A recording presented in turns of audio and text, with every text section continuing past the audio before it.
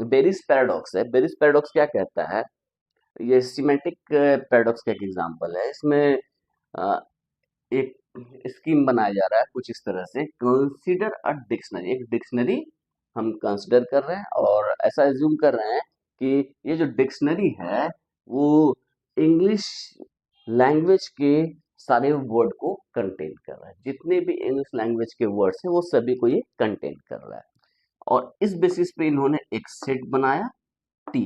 और टी का डेफिनेशन उन्होंने कुछ इस तरह से दिया, T set of all the natural number that can be describe in fewer than 20 words of the English language. इन्होंने डेफिनेशन दिया कि टी जो है वो ऑल नेचुरल नंबर का कलेक्शन है जिनको हम 20 वर्ड्स से कम में, लेस देन 20 वर्ड्स में हम एक्सप्रेस कर सकते हैं।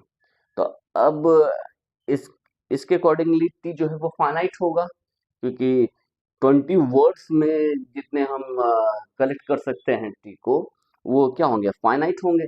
तो इसका मतलब हो गया कि एक ऐसा नेचुरल नंबर, क्योंकि set of natural number has infinitely many elements, ये सेट जो है टी के हेल्प से, नेचुरल नंबर की हेल्प से बना है।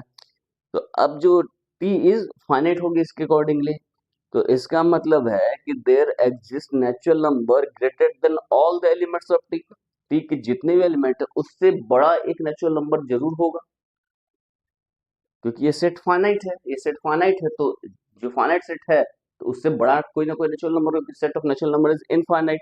तो एक एक ना एक ऐसा नेचुरल नंबर है जो टी के सारे एलिमेंट से बड़ा है।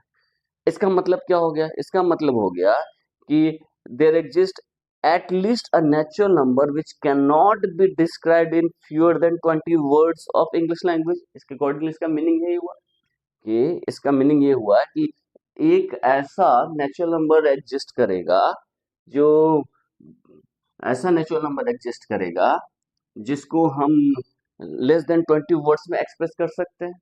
अब इस चीज को गौर से देखिए कि ये जो नेचुरल नंबर है जिसको अभी हमने डिस्क्राइब किया, ये इसको हम कितने वर्ड्स में, there exists a natural, at least there exists a least natural number which cannot be described in fewer than 20 words of English language। ठीक है, लेकिन ये जो हम डिफाइन कर रहे हैं इस तरह से, इसमें कितने वर्ड्स यूज हुए, 1 2 3 4 5 6 7 8 9 10 11 12 13 14 15। 15 यदि हम ए को भी इंक्लूड कर दे तो 16। तो टोटल 16 वर्ड्स में हम इस नंबर को, हम इस नेचुरल नंबर को हम एक्सप्रेस कर रहे हैं।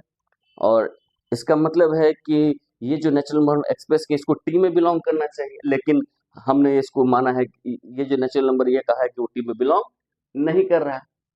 तो ये जो डिफिनीशन हमने ये डिफाइन जो किया है, वेल डिफाइंड होते हुए भी यहाँ पर हम ये नहीं कह सकते कि एक एलिमेंट एक्स जो है वो टी में बिलोंग कर रहा है या नहीं कर रहा। तो ये जो एलिमेंट है, ये नेचुरल नंबर एन है, वो टी में बिलोंग नहीं भी कर रहा है और टी में बिलोंग कर भी रहा है।